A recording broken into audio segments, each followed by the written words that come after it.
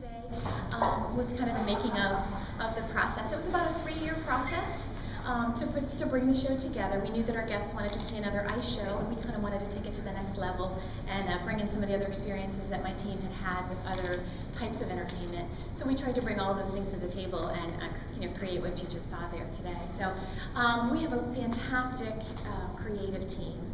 We worked with Sherry Lynn Draper, who is a kind of world-renowned writer and director. She's done lots of parades, lots of other theme park shows.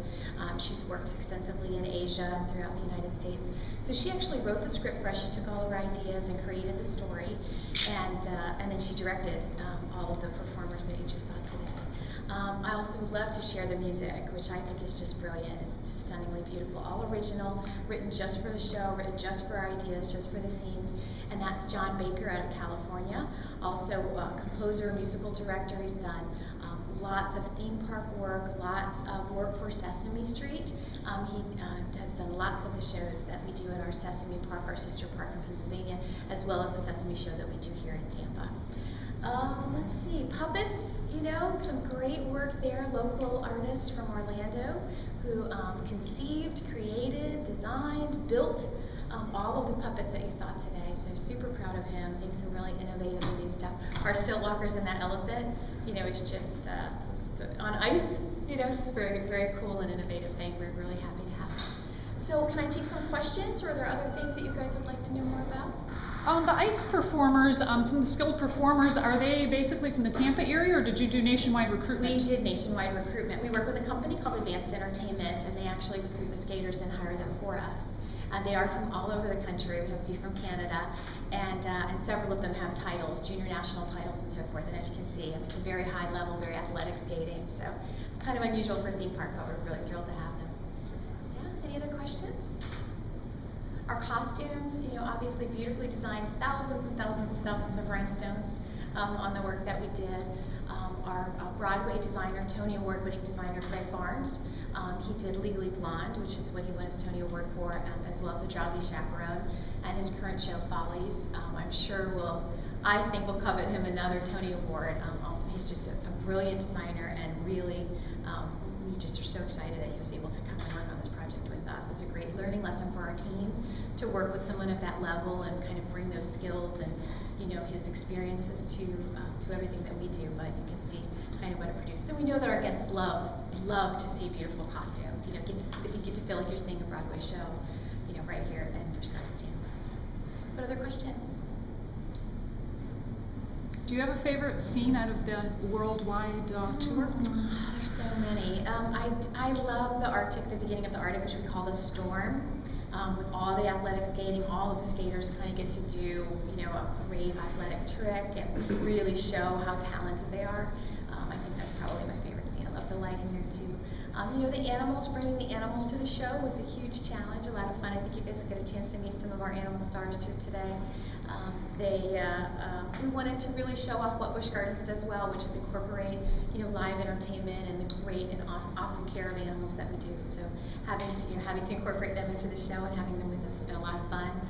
They're just as much cast members as every skater and every acrobat, but they all have awesome names, and we hang out with them backstage as well too. So it's a lot of fun.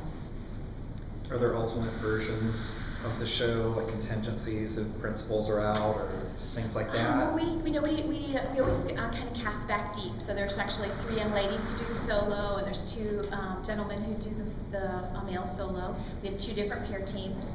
So we'll be up and going every day. We have 4 young men who play Austin. So every time you come and see the show, it might be a little bit different because they all have different personalities, a little different timing, all super cute. They range from 9 to 12 in their ages, different heights and personalities. It's very fun. And we have 2 gentlemen who play Grandpa. So every day you come, the show's going to be a little bit different. We of course have contingency plans for animals because love animals, and they don't always do exactly what you ask them to do, and exactly if they're having a bad day. We care about our animals too. If we were to see that one of the dogs was, kind of having a bad day or wasn't his day to, want to be in the show, then he won't be in the show that day. So we have contingency plans for all of those things, and we've had a lot of fun. Sometimes if we send those beautiful conures at the end, and sometimes they go where they're supposed to go, and sometimes they just go all over the theater. So we actually have a little announcement before the show so that we don't have guests trying to take them home with them. They just wait a second and let our little friends go back to their home. So Yeah, it's been fun. Rehearsals have been a ball because it's just as the show's going to be for the guests, every day of rehearsal's been, slightly different for us. So. How many shows a day are there going to be? We'll do 4 to 5 shows a day, yeah, and we expect them to be full. We expect people are going to want to come every time they come and check out Iceploration. Which scene was the most challenging to create and bring to life? I would probably say the Great Barrier Reef.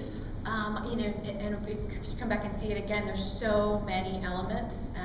You have technicians who are moving on the wagons, at different times. There's the skaters that are some in the fish costume, the huge moray eel that has a little bit of helium in it, has to be handled just so, and has to weave between all those characters. There have been times when we've had little tangles, we've had to stop for a second and get everybody back loose again. Each one of the reefs actually has a puppeteer inside, which is animating some of the flowers and some of the coral that you see on them. So I think just about everybody in the cast and crew is on stage at one point in that number.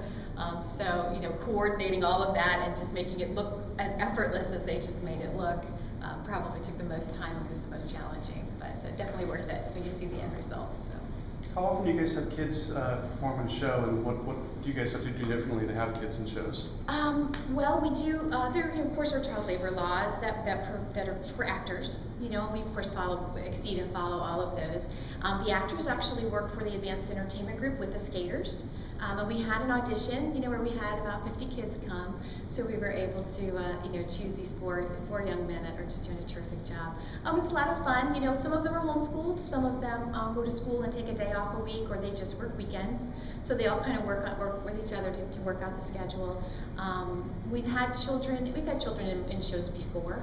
This will be the first time, on a full-time basis for a long-running period of time. But great parents, great kids who want futures in entertainment. This is what they want to do for their lifetime. So, I'm expecting any little boy who comes to see the show is gonna want to be Austin, right? That's a dream come true. So. Do you guys have any of the kids relocate, or do you guys just do? They were all local. Yeah, we would. We certainly would if the need came. But they were all from local area. I think the furthest is from Spring Hill.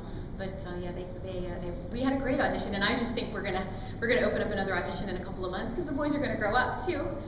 So we'll have to constantly be looking for new talent, and I expect we'll have a much bigger audition once the kids see how much fun it is, how much you have to fly and look like you're swimming through the Great Barrier Reef. I mean, what 9 or 10-year-old isn't gonna think that that's the coolest thing, coolest thing ever? So I expect that we'll have a really good audition next time. Yeah. What other questions? Is this an open-ended run? Do you see this staying here long-term? Yeah, we anticipate at least 2 or 3 years that we'll have it, and if it's the huge success that we expect it to be, maybe even longer. What other questions? It's great. I welcome you to take a look at some of the pictures that we have out here and some of the making of types things of the show. And if you have any other questions, I'd be more than happy to help you. Really glad you came today. Thank you. Thanks for being here for us and enjoying the show with us.